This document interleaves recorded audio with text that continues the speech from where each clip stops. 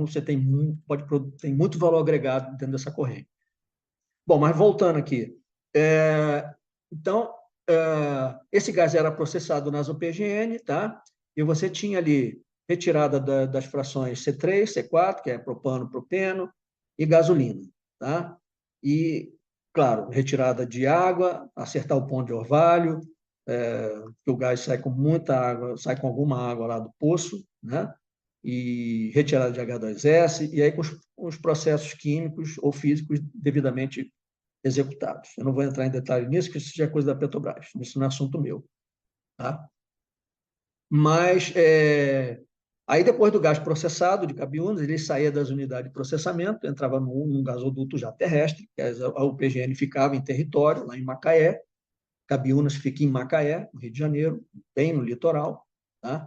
Então, o gasoduto marítimo reunia o gás das plataformas, encaminhava esse gás via submarino via submersa para as UPGNs em Cabiúna. Processava o gás lá, e de Cabiúna saíam 2 gasodutos para a Reduc. Tá? 2 gasodutos para a Reduc. Eu não lembro agora se eram 2 ou 1. Eu acho que, se eu não me engano, são 2 gasodutos. Tá? Claro que podem ter suas interligações e tal.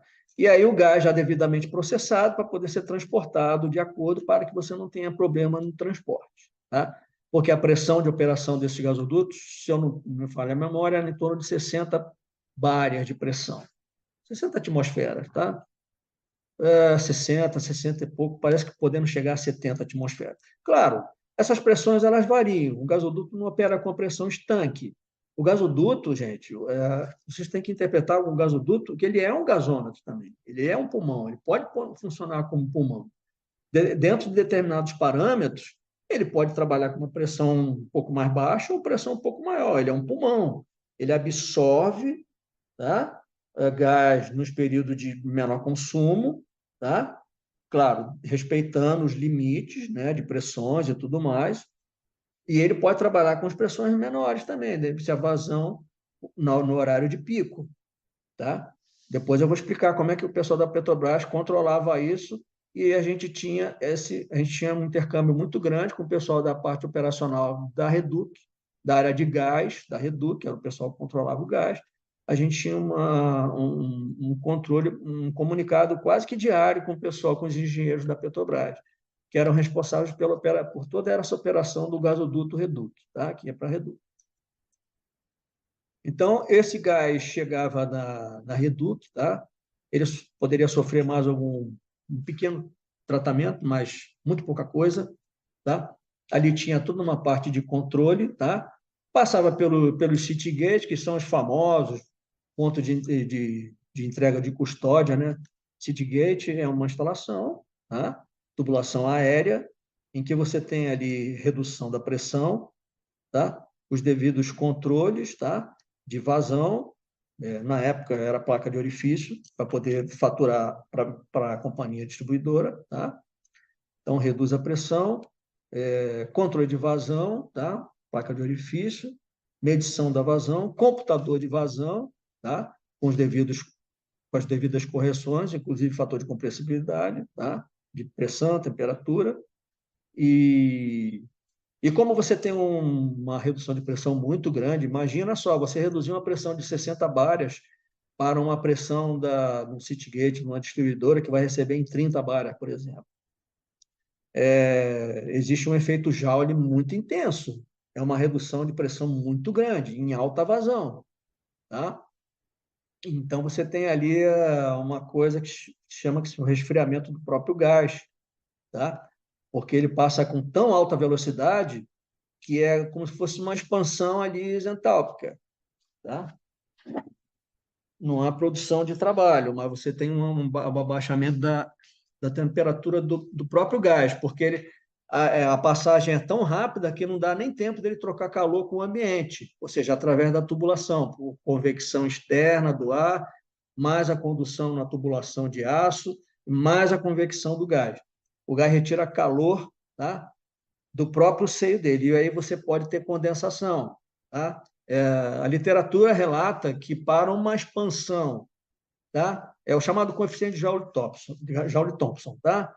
Ele é d-RON de P, d-RON de T. Ele depende da variação de pressão, a temperatura depende da variação da pressão, tá? Somente.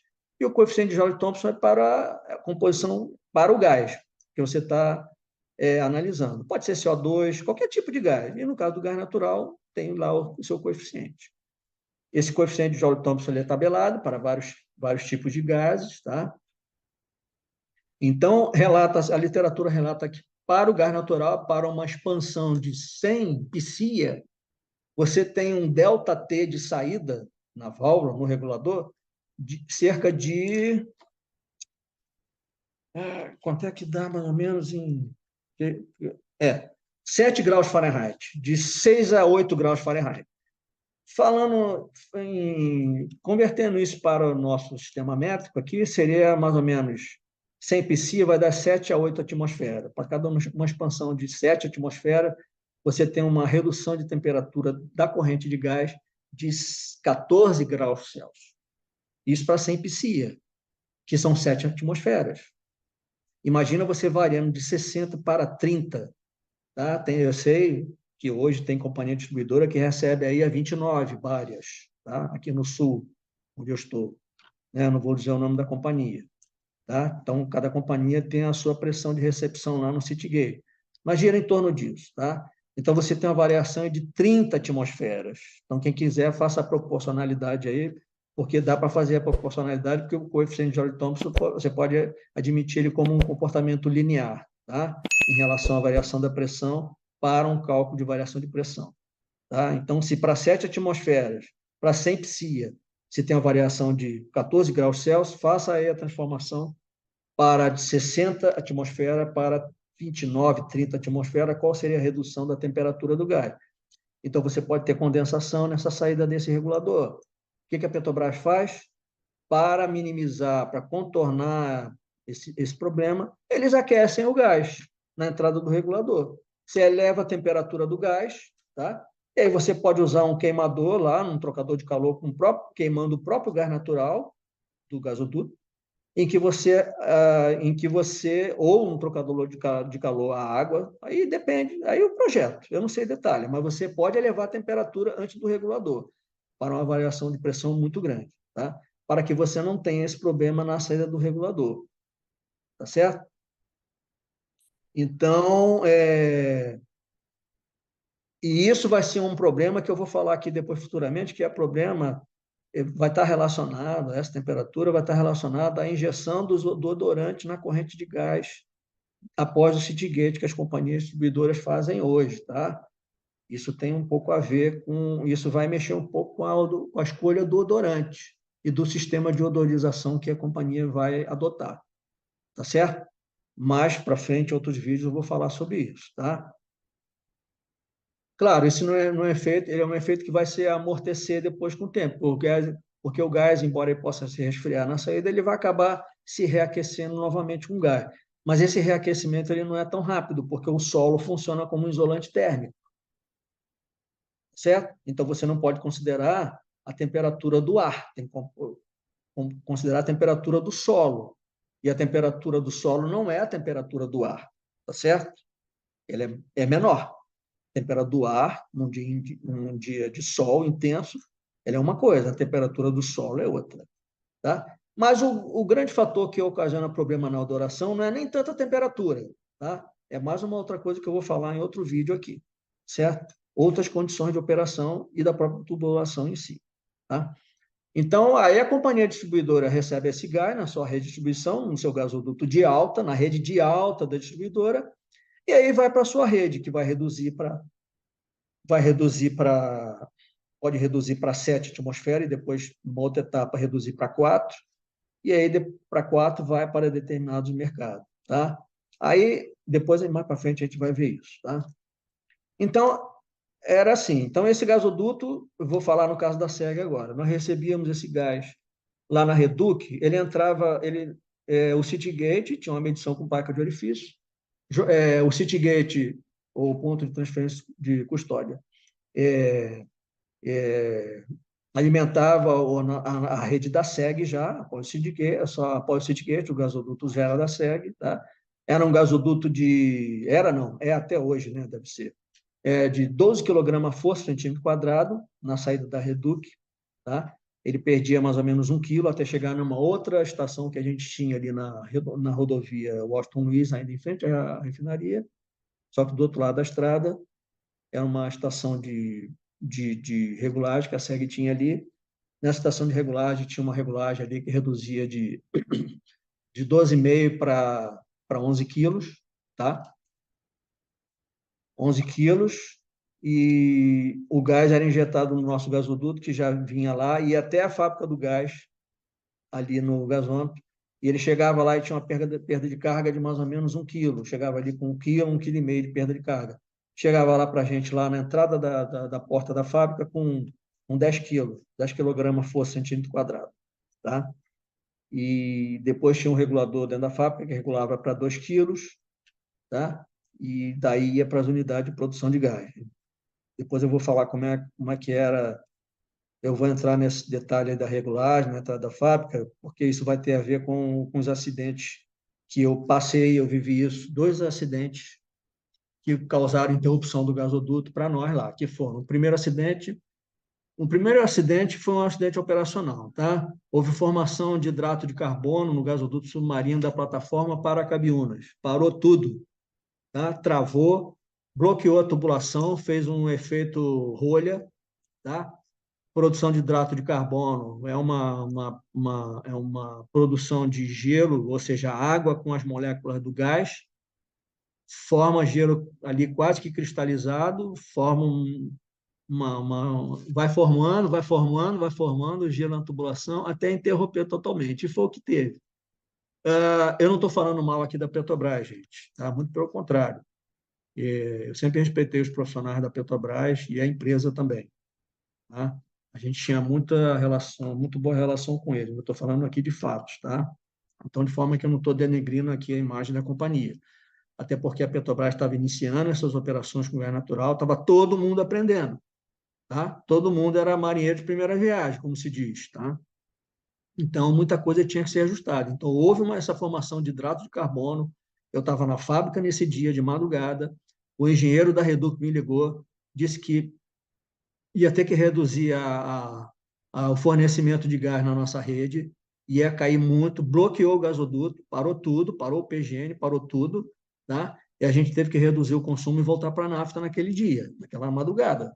E eu estava nesse dia de plantão, o nosso plantão era de 10 da noite às 6 da manhã, e aí você tem que reduzir, porque o consumo da SEG era o maior da rede. A gente consumia 35 mil metros cúbicos por hora, tá? Na rede. Fora os outros consumidores que tinha, a indústria e tudo, mas não era muito grande, porque a rede estava começando ainda, o nosso anel industrial, nosso gasoduto. Mas nós tínhamos grandes consumidores ligados à rede, que eram grandes indústrias petroquímicas e outras indústrias, tipo Furnas, a central elétrica de Furnas, lá em Santa Cruz, já estava operando com gás natural, e Furnas era um consumo bem grande também, tá?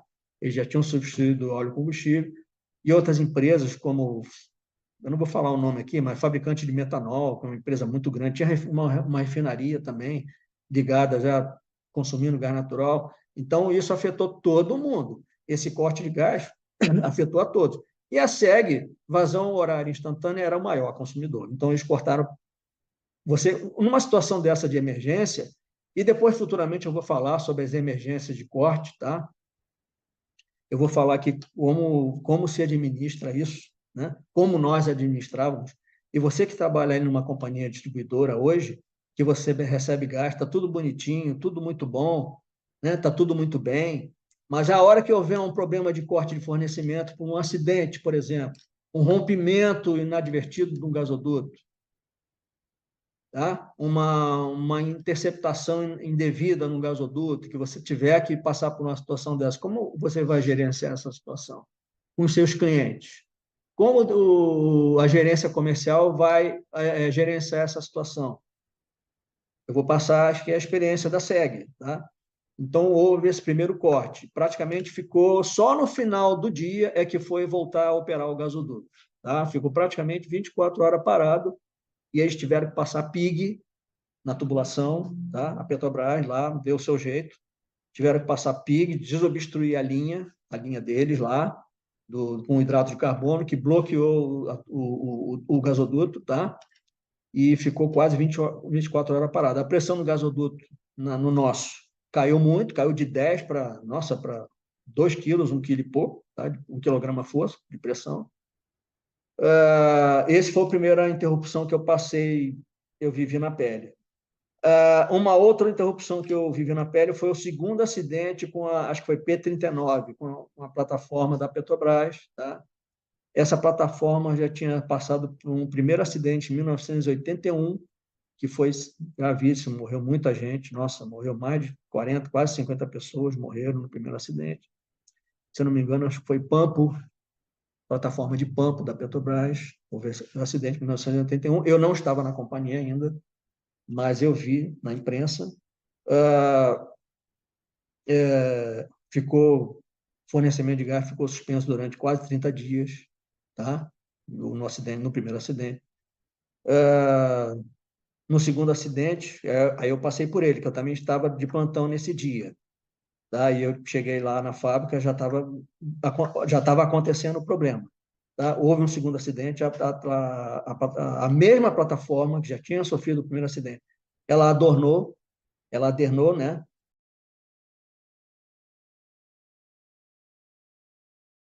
Ela adernou e tombou e ficou um prazo menor parada, tá? Mas houve também uma interrupção no fornecimento para nós, e a pressão voltou a cair novamente no gasoduto, tá certo? Então, são situações operacionais que eu vou relatar aqui, e como é que foi, vou entrar em maiores detalhes, como é que foi essa situação, tá? Mas assim, então o gás começou ali, tá? Aí a SEG tinha esse gasoduto de 10 kg de pressão, eu não lembro qual era a polegada dele, qual era o diâmetro, eu não lembro se eram, não sei se eram 12 polegadas, agora eu não lembro, são 12 ou 16 ou 14, não lembro agora, mas um gasoduto com um diâmetro considerável, pressão mais ou menos de 10 kg. Esse gasoduto, ele era chamado Redux SEG, era o principal, tá? Era o trecho principal. E da SEG ali ele tinha uma derivação, duas derivações. Ele alimentava a fábrica do gás, tá? Mais ou menos 10 kg força de pressão, e ele fazia uma ramificação para um lado e uma outra ramificação para o outro, de forma a circundar a cidade, o grande centro urbano do Rio de Janeiro, de forma a formar quase que um anel. Por isso que ele era chamado vulgarmente, pelos engenheiros da companhia, de anel industrial. Era um anel, tá, de ramificação desse gasoduto, que ele passava estrategicamente em algumas áreas industrializadas da cidade do Rio de Janeiro, com o intuito justamente de alimentar as indústrias futuramente com gás natural, tá? Aqueles que viessem a pretendê-lo, né? Era o chamado anel industrial. Eu cheguei a visitar algumas obras de implantação, de término de implantação do anel industrial, com um engenheiro, um colega meu, tá? Tanto com o pessoal da proteção catódica. Esqueci de falar, a SEG tinha uma equipe própria de proteção catódica também, tá? Tinha um departamento especializado em proteção catódica por anodo de sacrifício, tá? Câmara de anodo de carvão, tá? Anodo de sacrifício, não, perdão, anodo câmara de anodo de carbono, tá? De grafite. Não era anodo de sacrifício, não, era anodo por corrente impressa. Produção catódica por corrente impressa. A SEG tinha um engenheiro responsável, tinha uma equipe de técnicos muito bem montada que fazia todo o controle dos pontos de potencial tubo-solo, medições, de tudo. A SEG também tinha essa parte também dela, não contratava serviço de ter empresa terceirizada nenhuma, tá? Eu esqueci de falar isso quando eu falei do grau de complexidade que era a SEG antes, né? Antes de privatizar. Então, era a mão de obra nossa que fazia isso também, tá? Esse controle. Então, eu cheguei a visitar algumas obras de implantação do gasoduto, já ao final dele, com alguns colegas meus, tá? Eu cheguei a ver gasoduto pronto para ser assentado ainda, pessoal da Proteção Católica preparando todos os pontos de teste e tudo mais. Eu cheguei a visitar. Então, esse gasoduto, e aí começou a desenvolver, tá? O gás, muita indústria foi se ligando para substituir o óleo combustível na produção de vapor, ou para algum outro tipo de processo que tivesse o requisito de aquecimento direto ou indireto, e aí começou a desenvolver a rede. Na área residencial, a primeira experiência que a SEG teve, porque a SEG, eu esqueci de falar, a SEG ela tinha,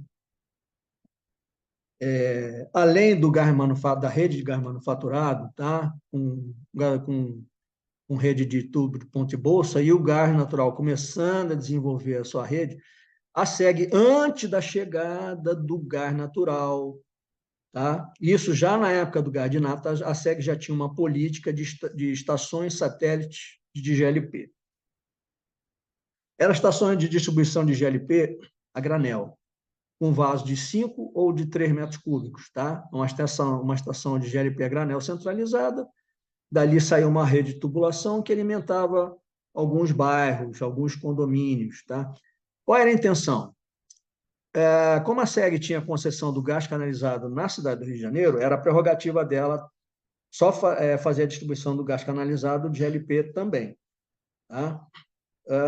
Então, a SEG fazia isso. A SEG chegou a ter 17 estações de GLP residencial, dessas estações de GLP, e uma estação industrial, que era uma indústria de vidro que tinha lá em Niterói, no Rio de Janeiro.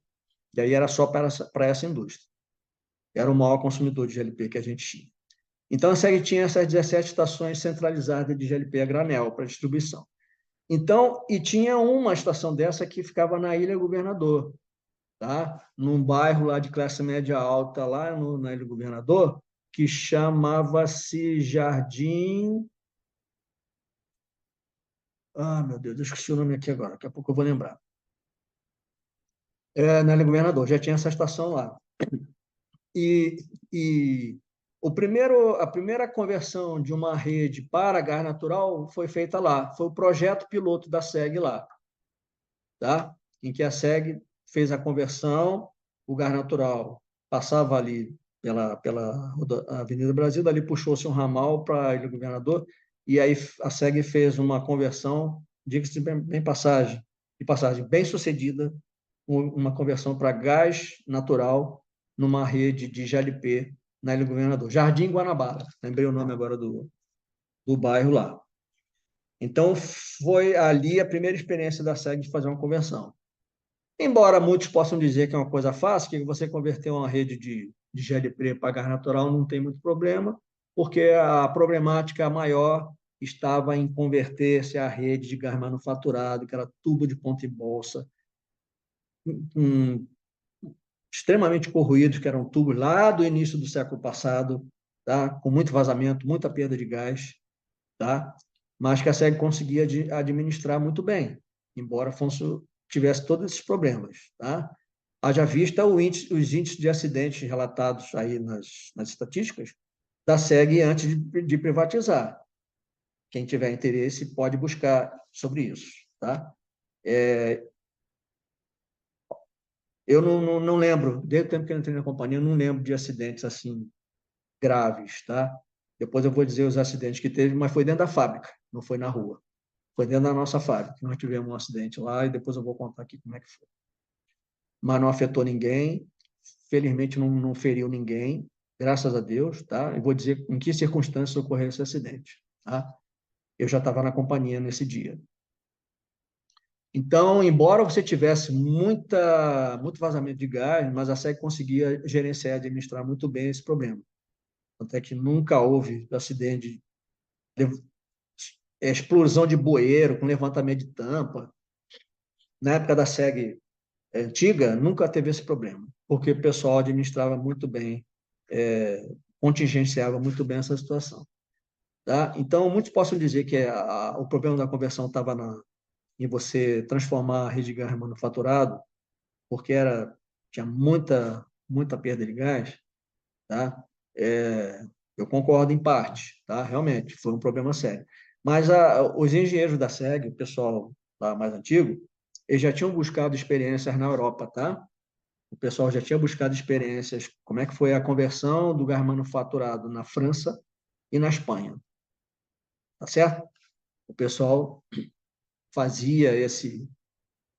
buscava essas informações, tá? E a expectativa dos engenheiros da SEG era de que ia levar de 8 a 10 anos para converter a rede de gás manufaturado de toda a cidade do Rio de Janeiro para gás natural. Essa é a expectativa. Isso era o que se ouvia falar nos corredores.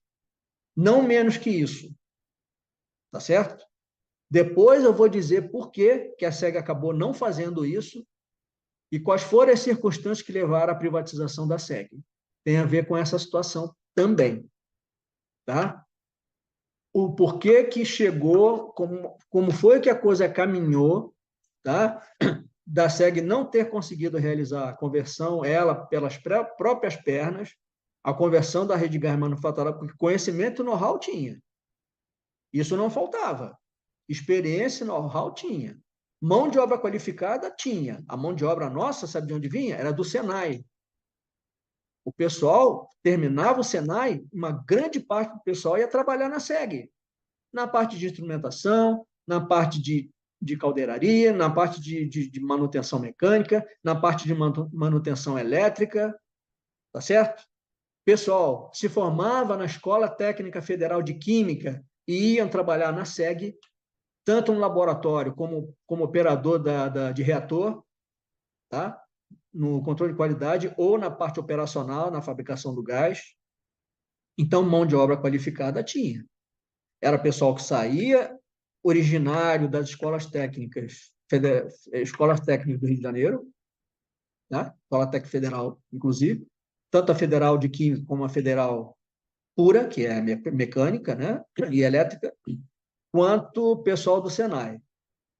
Mas outras circunstâncias, eu vou contar a história aqui de como é que foi o processo de privatização da SEG. Isso vai ficar para uma outra etapa, eu vou contar como é que foi. E não foi nada bom. Porque se a gente for comparar os índices de acidente da SEG antes da privatização e depois da privatização, quem é de fora do Rio de Janeiro não sabe muito bem a história, mas leia o livro do Antônio Gerson, que vocês vão saber. Ele explica lá tudo, tintim por tintim, o que está relatado lá, inclusive com documentos. Tá certo? O livro é barato, não é caro. Tem inúmeras livrarias de sebo hoje vendendo pela internet. Está R$18 a R$19 o livro. Ele tem 137 páginas, tá certo? E ele conta lá como é que foi a dolorosa história da conversão do gás manufaturado para gás natural no Rio de Janeiro. Tá certo?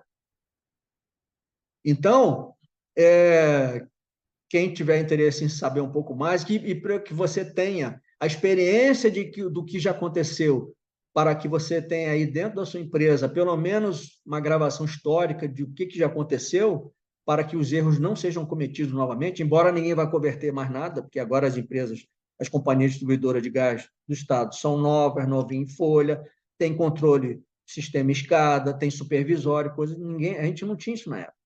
Eu lembro que em 82, quando eu estava na assessoria de planejamento ainda, estava novo na companhia, com 2 anos ainda, eu já tinha um grupo de trabalho, tá? Que foi destinado pela presidência da companhia a começar a prospectar a tal da telemetria na empresa, tá? A companhia já tinha intenções, já visando futuramente o gás natural, instalar a telemetria, tá certo? E eu vou contar aqui por que não se deu andamento a isso, por que foi um projeto abandonado, por que isso aí não foi à frente. Vou explicar as razões políticas, as razões técnicas, por que isso não se encaminhou e foi morrendo e parou no tempo.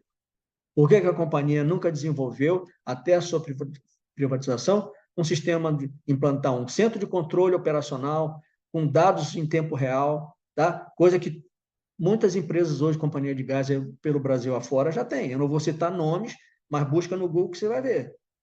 Tá? As companhias aqui do Sul já têm seu sistema supervisório, companhias do Nordeste. Tá? Claro, a tecnologia, ajudou muito a evolução. Hoje, com a evolução tecnológica na área de eletrônica que nós temos, nós não tínhamos na época. Década de 80, início dos anos 80. Então, pare para pensar. Era muito mais complicado se instalar um sistema de telemetria. A tecnologia já existia no exterior, mas as condições de implantação dessa tecnologia numa empresa de gás e enviar as informações para um centro de controle centralizado, esse foi o grande obstáculo que nós esbarramos. Mas o maior obstáculo não foi esse. Foi um obstáculo de ordem política, que veio influenciar na capacidade de investimento da empresa e da companhia. E eu vou contar em outro vídeo aqui qual foi o desenrolar disso. Certo? Então, de forma que eu vou encerrar por aqui, a história do gás natural no Rio de Janeiro começou assim, dessa forma. Do gás natural, começou praticamente em 1982, 81, 82, e está até hoje aí. Tá certo? Eu vou encerrar aqui. No próximo vídeo, eu já vou começar a entrar na parte técnica, alguns cálculos, alguns conceitos. Vou falar aqui rapidamente. Vou falar aqui como é que você interpreta um explosímetro, um Léo, de Léo. Como é que você usa um Léo para outro gás, para outro vapor. Como é que você faz essa equivalência? Por exemplo, se você está usando um Léo que é calibrado para gás natural, o sensor dele, e você está usando numa área, uma atmosfera com GLP, ou com vapores de hexano, ou de gasolina, seja lá o que for, como é que você faz essa analogia, essa conversão? Porque o Léo do gás natural é um, o Léo do GLP é outro, o Léo de vapores de hexano ou de gasolina é outro. Mas você pode usar? Pode. Como é que você interpreta esses resultados? Como é que você faz a conversão de base de dados, de base de Léo? Eu vou mostrar aqui como é que se faz esse cálculo. Vou mostrar aqui como é que se calcula o Léo de uma mistura de gases, certo? Qual é a fórmula, qual é o conceito que se usa. Você pode calcular um Léo para qualquer gás aí que você queira. Pessoal aí do Nordeste que tem um gás com uma composição diferente do gás aqui, lá do Sudeste, que é de gás associado. Tá? E pessoal daqui do sul de São Paulo que recebe gás não associado, que vem do Gasbol, da Bolívia, que na Bolívia a maioria dos campos lá são de gás seco, ou seja, não é associado a petróleo. Tá? Tem uma composição um pouco diferente, tem mais metano, tem um pouquinho a mais de hidrogênio, tá? Mas tem compensação, tem menos propano e butano. Tá? Você pode calcular o Léo. Embora não vá fazer muita diferença na prática, porque você pode usar tranquilamente um explosímetro para gás natural genérico nessas áreas. Mas é só para efeito de teoria, tá? De conhecimento, que é sempre bom você saber. Amanhã depois você vai conversar com alguém, você tem que falar a mesma linguagem. Tá? Então, eu vou começar a entrar na parte técnica, algumas terminologias que eu não falei aqui do gás natural, tá? Como alguns outros conceitos do gás, do tratamento, da UPGN, tá? Alguns contaminantes, tá certo? Eu vou encerrar aqui para não ficar muito longo esse vídeo, tá? Então, o Léo, eu vou ensinar aqui, eu vou ensinar como é que se faz a transformação de um volume de um gás saturado com vapor d'água.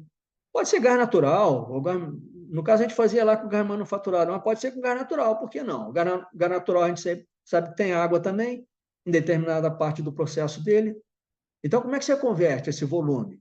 Como é que você transforma um volume de gás a TIP, medidos, para um outro volume de gás a TIP em base seca? Como é que você faz essa conta? Eu vou mostrar aqui como é que se faz isso. Tá? Vou falar sobre efeito Joule em regulador, tá? Vou falar um pouco mais sobre efeito Joule. Vou falar aqui sobre purga ou iniciação de gasoduto, no caso específico, mas nós fazemos purga e iniciação dos nossos gasodutos, como para manutenção.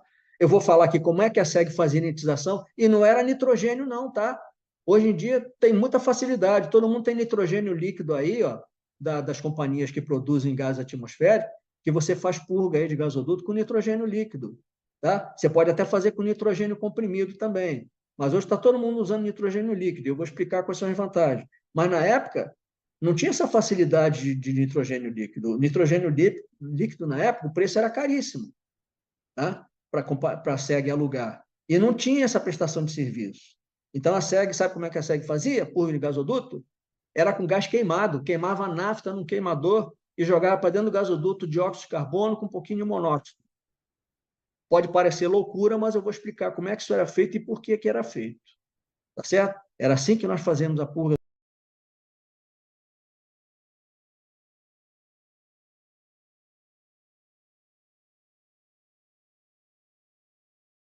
do nosso gasoduto, não, perdão, do nosso gasômetro para voltar em operação. Tá? A SEG queimava a nafta no queimador e jogava esse gás queimado para dentro do gasômetro, para depois jogar abrir a válvula de gás manufaturado. Eu vou explicar aqui como é que era feito isso. Tá certo? Vou falar aqui sobre o triângulo de purga. O que é um triângulo de purga? Como ele pode ser usado como base para você minimizar o seu gasto com nitrogênio. Você não precisa purgar um gasoduto totalmente com nitrogênio. Tem um determinado ponto que você pode parar. Isso vai reduzir custo. Tá? Embora hoje é tudo terceirizado. Tem muita empresa aí que faz purga de gasoduto para as companhias distribuidoras. Nós fazíamos o nosso lá. Na época não tinha essa facilidade. Tá? Vou falar sobre balanço de gás na rede. Como é que você pode fazer um balanço de gás numa companhia distribuidora? Como é que você pode fazer um balanço de gás na tua rede? Pode fazer um balanço tanto de gás em energia, como fazer um balanço de gás em volume. Qual é a vantagem de você fazer um balanço de gás? Qual é o objetivo? Tá certo? Quais são as dificuldades que você encontra em fazer esse balanço de gás? Nós chegamos a fazer isso na SEG ainda privatizada, conceito trazido lá da Espanha, um diretor que veio lá da Espanha e implantou esse conceito para nós lá, nós não tínhamos ainda, e eu achei muito interessante, achei muito legal. Eu cheguei a trabalhar com balanço de gás. Tá? Vou falar sobre odorização também, vou entrar aqui sobre os problemas na escolha do odorizador.